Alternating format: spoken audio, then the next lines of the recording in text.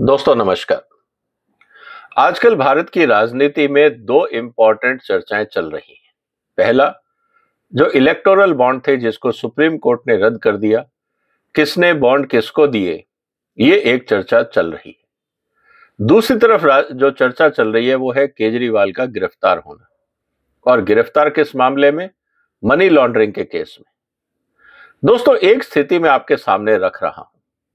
अगर केजरीवाल ने electoral bond use किए होते अपनी पॉलिटिकल फंडिंग के लिए, तो क्या आज वो जेल में होते? आज मुद्दा इस बात का है। जिन इलेक्टोरल बॉन्ड्स को हमने गैरकानूनी घोषित कर दिया, उस पे आज इतनी तकरीरें हो रही हैं, लेकिन अगर केजरीवाल इलेक्टोरल बॉन्ड का इस्तेमाल करते तो शायद इस मुसीबत में नहीं आते। क्या है पूरा मामला, इसकी आज हम चर्चा करेंगे और फिर यह देखेंगे कि किस तरह से एक पढ़ा लिखा मुख्यमंत्री जो खुद आईआरएस रहा है, जिसको खुद पता है कि जो वो काम कर रहा है हवाला ट्रांजैक्शंस के माध्यम से, मनी लॉन्ड्रिंग की जो एक्टिविटीज वो और उनकी पार्टी के लोग कर रहे हैं, वो वास्तव में गैर कानूनी है और उसमें गंभीर परिणाम हो सकते हैं। क्यों फंसे केजरीवाल साहब और क्यों उन्होंने इलेक्टोरल बॉन्ड का इस्तेमाल नहीं किया, आज चर्चा इसी पे होगी। आगे बढ़ने से पहले आपसे निवेदन है कि आप इस वीडियो को शेयर करें और इस चैनल को सब्सक्राइब करें अगर अभी तक नहीं किया है तो।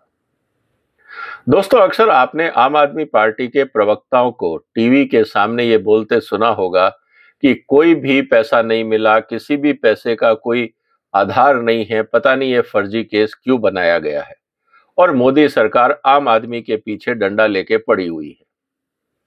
सवाल इस बात का है कि अगर मनी ट्रांजैक्शन हुआ है और उसके ट्रेस नहीं मिल रहे हैं, एक भी पैसा नहीं मिल रहा है, इसका मतलब यह है कि वो मनी ट्रांजैक्शंस जो हुए हैं वो ऑफिशियल तरीके से नहीं हुए।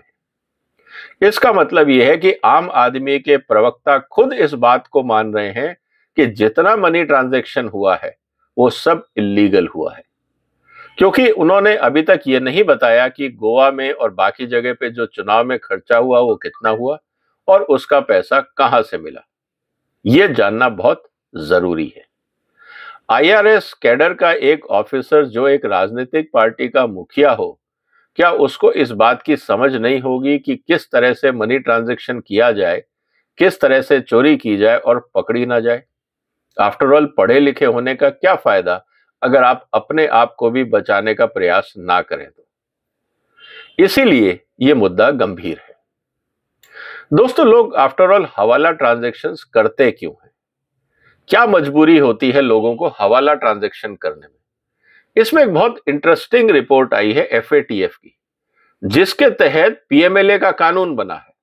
अंतरराष्ट्रीय स्तर पर जो फाइनेंशियल एक्शन टास्क फोर्स है, जिसको हम एफएटीएफ बोलते हैं, उन्होंने पूरी दुनिया में मनी लॉन्ड्रिंग को रोकने के लिए हर देश को यह कहा कि आप अपने यहां पे प्रिवेंशन ऑफ मनी लॉन्ड्रिंग के लिए कानून बनाएं, और पीएमएलए का कानून उसी के आधार पे भारत में बनाया गया।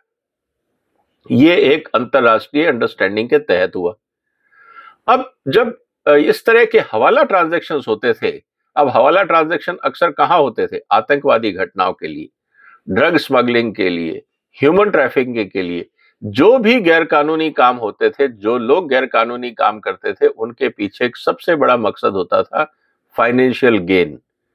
अब फाइनेंशियल गेन जब होता है तो आपको मनी ट्रांसफर करना है, आप बैंकिंग के सिस्टम से करेंगे तो पकड़े जाएंगे। इसीलिए हवाला ट्रांजैक्शन का इस्तेमाल हुआ। लेकिन बैंकिंग सिस्टम को छोड़ के हवाला ट्रांजैक्शन पे आने का फायदा क्या है, आज हम इसकी चर्चा करें। दोस्तों, एफएटीएफ ने एक 22 देशों में सर्वे किया और 2013 में उन्होंने एक रिपोर्ट जारी करी ऑन हवाला ट्रांजैक्शन, और उन्होंने बताए वो 10 कारण कि जिसके कारण लोग हवाला ट्रांजैक्शंस में इंटरेस्ट लेते हैं या प्रेफर करते हैं। अब वो 10 मुद्दे क्या थे, मैं उनकी चर्चा करूंगा। उम्मीद है आप मेरे साथ अंत तक बने रहेंगे, क्योंकि यह घटना महत्वपूर्ण है, और आप इस वीडियो को भी शेयर कर लें, क्योंकि जो मैं आपसे बात करने वाला हूं शायद आपको किसी और वीडियो पे ना मिले। देखिए, जो 10 मुद्दे सामने आए उसमें सबसे पहला जो कारण था वो था चीपर मनी ट्रांसफर। बहुत सारे देश हैं दुनिया में जहां पे बैंकिंग सिस्टम विकसित नहीं है, रिमोट एरिया में लोग रहते हैं, ऑर्गेनाइज्ड बैंकिंग सिस्टम नहीं है। तो पैसा अगर लोगों को एक जगह से दूसरी जगह पहुंचाना है तो क्या करें? तो एक बैंकिंग सिस्टम का पैरेलल इनफॉर्मल सिस्टम विश्वास पात्र लोगों के माध्यम से बनता है और वो अपने उस व्यक्ति को देते हैं कि यार ये मेरे घर पैसे पहुंचा देना, और वो पहुंचा देता है। It's like a money order. अब सवाल इस बात का है कि जब बैंकिंग सिस्टम ही नहीं है तो कुछ तो अल्टरनेट चाहिए, इसीलिए हवाला का रूट विकसित हुआ। दूसरा होता है फास्टर मनी ट्रांसफर। आपने यहां दिल्ली में हवाला के ऑपरेटर को पैसे दिए सेम डे, और हो सकता है सेम घंटे आपको बॉम्बे में, चेन्नई में, कहीं और पैसा मिल जाए। बैंकिंग सिस्टम में टाइम लगता है, क्योंकि यहां जैसे ही आपने पैसा दिया वो अपने कॉन्टैक्ट को जिस शहर में जाना है, जो वहां नियरेस्ट कॉन्टैक्ट होगा उसको वो फोन करेगा और वो उसको पैसा पहुंचा देगा। ये पूरा सिस्टम ट्रस्ट पे चलता है, मनी मूव नहीं होता है। आपने 10,000 यहां दिए और आपने कहा मेरे घर में यार इमरजेंसी 10,000 पहुंचा दो, तो आदमी मोटरसाइकिल पे जाएगा, 10,000 रुपए दे के आ जाएगा। दिल्ली का पैसा दिल्ली में है और दूसरे शहर में जहां आपको पैसा भेजना है वो वहीं रहेगा, क्योंकि जब वहां से ट्रांसफर दिल्ली होगा तो ये आपस में बुक एडजस्टमेंट लोग करते रहते हैं। तो ये एक बहुत ही फास्टर मनी ट्रांसफर सिस्टम होता है। हाँ, जब से हमारे यहाँ ई पेमेंट सिस्टम आया है, इसकी महत्वता कम हो गई। कल्चरल प्रेफरेंस, बहुत सारे लोग हैं जो कैश ट्रांसफर ही करना चाहते हैं, वो बैंक नहीं जाना चाहते, डीडी नहीं करना चाहते, मनी ट्रांसफर नहीं करना चाहते, ई पेमेंट नहीं करना चाहते। आज भी लोग हैं कि भाई हमें तो कैश चाहिए। बुजुर्ग माँ बाप हैं, कहाँ जाएंगे जाके यार उनको घर पे 5,000 रुपए दे आओ, ऐसा भी होता है। या कोई दुकान है, कोई खेत का काम है, कोई व्यापारी है जिसको माल लेना है, देना है, गोल्ड का ट्रेडिंग है, और बहुत सारी ऐसी ट्रेडिंग होती है जिनको आप पेपर पे नहीं दिखाना चाहते लेकिन ट्रांजेक्शन करना चाहते हैं, तो ये रास्ता अपनाया जाता है। जैसा मैंने कहा कि लैक ऑफ बैंकिंग एक्सेस, आपके देश में बैंकिंग है लेकिन आप जहां भेज रहे हो वहां नहीं है, या वहां पे है और आपके यहां नहीं है, तो इस गैप को आप कैसे भरेंगे? तो वो इस्तेमाल होता है हवाला ट्रांजैक्शन के रूट में। इसके अलावा जो सबसे इंपॉर्टेंट चीज होती है कि आज भी हवाला ट्रांजैक्शन को बैंकिंग सिस्टम से ज्यादा ट्रस्टवर्दी माना जाता है। ये बड़ी विचित्र बात है। कारण बहुत सिंपल है, आपने बैंक में ट्रांजैक्शन किया, गलत एंट्री हो गई, क्रेडिट कार्ड से आपने पेमेंट किया, गलत एंट्री हो गई, आपको पैसा वापस नहीं मिलता है। आप परेशान हो जाते हैं, बैंक मैनेजर्स के चक्कर काटते काटते आपके वहां कोई सुनवाई नहीं होती। लेकिन हवाला में अगर आपने पैसा दिया है तो आप मान के चलिए कि पैसा सही जगह ही पहुंचेगा। अगर गलती होती है तो जो हवाला ऑपरेटर है वो भागता नहीं है, वो हवाला ऑपरेटर कहता है मैं आपका पैसा पहुंचा दूंगा, कैसे पहुंचाऊंगा, क्या करूंगा, वो उसको सोचना है। लेकिन बैंकिंग सिस्टम में कस्टमर परेशान भी होता है क्योंकि उनके ग्रीवेंस रिड्रेसल नहीं होते हैं। तो बहुत सारे जो ट्रेडिंग सेक्टर्स हैं वो आज भी हवाला ट्रांजैक्शंस का इस्तेमाल करते हैं जहां पे फ्रीक्वेंट ट्रेडिंग होती है। इसके अलावा एक और महत्वपूर्ण मुद्दा है, वो है करेंसी कंट्रोल। अब आपको डॉलर चाहिए, आपको नहीं मिल रहा है, आपके पास पासपोर्ट नहीं है, किसी और कारण से आपके पास नहीं है, क्योंकि बहुत सारे करेंसी कंट्रोल है। आपको आरबीआई की परमिशन चाहिए, आपको थोड़ी सी अमाउंट चाहिए, आपको किसी को पेमेंट करना है, कहीं से गोल्ड खरीदना है, कहीं से कुछ और ऐसी चीज खरीदनी है जो रुपए में नहीं मिलेगी, किसी और फॉरेन करेंसी में मिलेगी। तो हवाला ऑपरेटर, आप उनको इंडियन करेंसी दीजिए या लोकल करेंसी दीजिए, और जो करेंसी आपको चाहिए वो उसका भी वो इंतजाम करके देते हैं। ये भी हवाला ट्रांजैक्शंस में होता है। इसके अलावा जो सबसे इंपॉर्टेंट चीज है कि इसमें लॉ एनफोर्समेंट एजेंसीज बीच में नहीं आती, क्योंकि जब आपका डॉक्यूमेंटेशन ही नहीं है, आप बैंकिंग सिस्टम में गए नहीं, आपने कागजी कार्रवाई करी ही नहीं, तो आपको पकड़ेगा कौन? और यही कारण है कि आम आदमी पार्टी के प्रवक्ता ही बोलते हैं कि साहब आपको तो कोई एविडेंस ही नहीं मिला, क्योंकि ट्रांजैक्शंस हवाला के माध्यम से हुई थी, वहां कोई ट्रांजैक्शन लीड्स नहीं होती है। उसके अलावा मुद्दा आता है टैक्स इवेजन का। अगर मैं ऑफिशियल चैनल से जाऊंगा, बिल के अगेंस्ट पेमेंट करूंगा, मेरे को जीएसटी देना पड़ सकता है, इनकम टैक्स देना पड़ सकता है, टीडीएस काटना पड़ सकता है, और जो भी स्टैट्यूटरी टैक्स होंगे वो मुझे देने पड़ सकते हैं। हवाला ट्रांजैक्शन में ऐसा कुछ नहीं। इसीलिए आपने जो कमोडिटी मार्केट से लोग जुड़े हुए हैं उन्होंने अक्सर सुना होगा डब्बा ट्रेडिंग, क्योंकि वहां पे ट्रांजैक्शन टैक्स भी नहीं लगता है, अगर लगता है तो बहुत नॉमिनल। इसीलिए ऑर्गेनाइज्ड ट्रेडिंग के साथ साथ एक डब्बा ट्रेडिंग और इनफॉर्मल ट्रेडिंग सिस्टम भी चलता रहता है because of high transaction cost. और अगर आपको अनऑर्गेनाइज एक्टिविटीज को रोकना है तो भारत सरकार को अपने इन कानूनों पे भी ध्यान देने की जरूरत होगी। और बहुत बार ऐसा होता है कि आपको अपनी जो क्रिमिनल एक्टिविटीज है, क्योंकि पैसा आपने कहां से लिया, एक्सटॉर्शन का मनी है, करप्शन का पैसा है, कोई और इलीगल ट्रांजैक्शन का पैसा है, आप वो बताना नहीं चाहते, इसीलिए आप हवाला का रूट लेते हैं। क्योंकि आप बैंकिंग सिस्टम में जाएंगे, ऑडिट होगा तो आपको बताना पड़ेगा सोर्स ऑफ फंड्स क्या है, किसको दिया, क्यों दिया, कहां से आया, किस लिए आया। आप उस झगड़े में नहीं पड़ना चाहते, इसलिए आप हवाला ट्रांजैक्शन में जाते हैं। क्या आम आदमी पार्टी ने जो लीगल पॉलिसी बनाई और ये बताना नहीं चाहते थे कि इस पॉलिसी का पैसा है, जो 2 नंबर का पैसा जनरेट हुआ पॉलिसी से, उसको उन्होंने ट्रांसफर करना था और वो बुक्स में नहीं लाना चाहते थे, शायद इसीलिए उन्होंने हवाला सिस्टम का इस्तेमाल किया।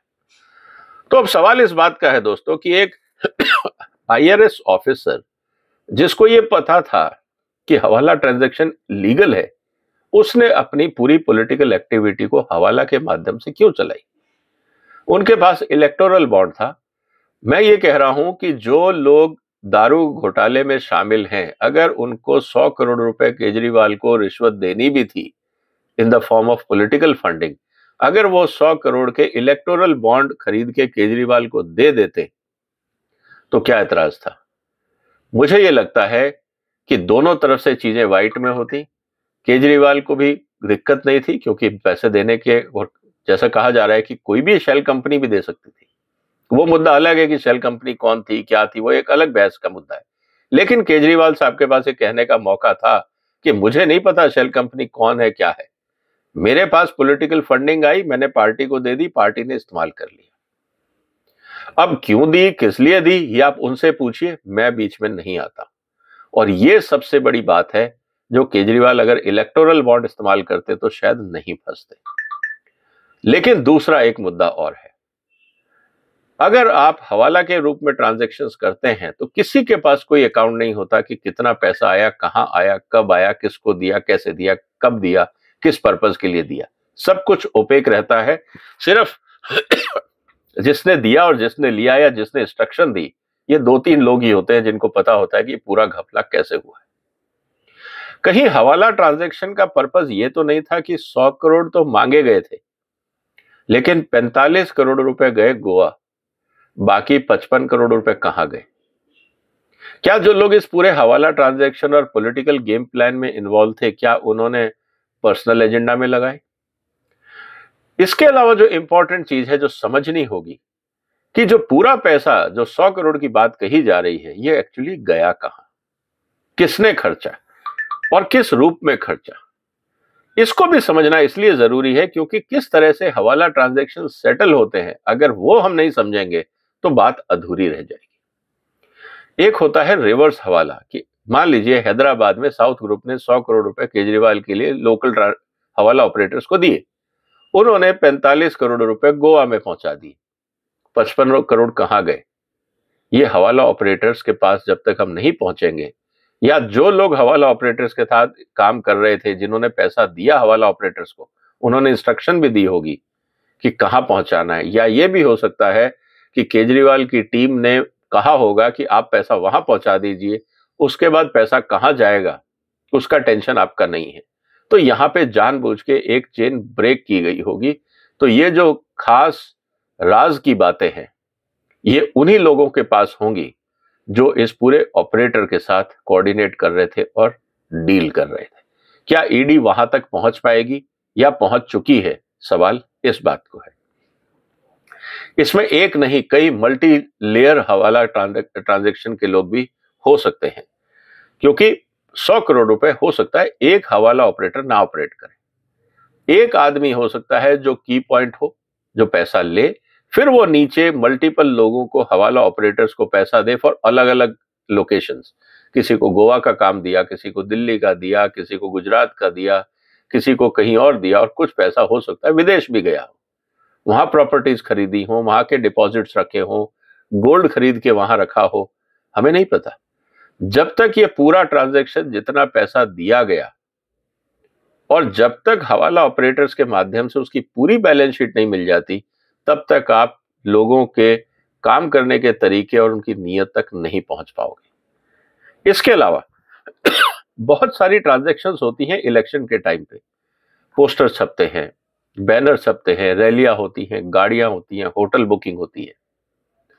मुझे लगता है कि जितनी भी ट्रांजैक्शंस हुई हैं गोवा के अंदर और बाकी इलेक्शन कैंपेन्स में, उनकी एक फॉरेंसिक ऑडिट होना जरूरी है, क्योंकि ऐसा भी हो सकता है कि ओवर इनवाइसिंग हो।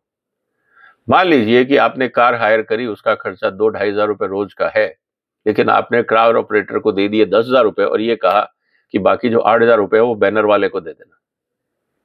कार से आपने 10,000 का बिल लिया, 10,000 कार वाले को दिया और कार वाले बैनर वाले को पैसा दिया। इस तरह के भी इंटरलिंक ट्रांजैक्शंस हो सकते हैं, जिसको समझना जरूरी होगा, इसलिए फॉरेंसिक ऑडिट जरूरी है। जो सेटलमेंट है वो हो सकता है कैश के माध्यम से भी हो, कि मैंने गोल्ड खरीदा और पैसा हवाला के माध्यम से ज्वेलर तक पहुंचा दिया। गोल्ड मैं ले आया और पैसा किसी और ने पहुंचा दिया, ये ट्रांजैक्शन भी कंप्लीट हो गई, क्योंकि मेरे हाथ में पैसा तो आया नहीं। और उस गोल्ड का मैंने ज्वेलरी का क्या किया किसी को नहीं पता। हो सकता है घर में मैंने भगवान की मूर्ति बना के रखी हो सकता है मैंने बीवी के जेवर बनाए हो सकता है बेटी को दहेज में दिया हो, कुछ भी हो सकता है। सोने के कई रूप हैं और सोने को छुपाना आसान है, हाई वैल्यू ट्रांजैक्शन है। बैंक के किसी लॉकर में किसी के भी नाम से आपने 5-7 किलो अगर सोना रख भी दिया है, तो कौन ढूंढने जा रहा है, ये बात भी हमें समझनी पड़ेगी। और इसके अलावा जो सबसे इंपॉर्टेंट है कि बहुत सारे ऐसे बैंकिंग और बिजनेस चैनल्स हैं जिनके साथ आप ऑपरेट कर रहे हैं।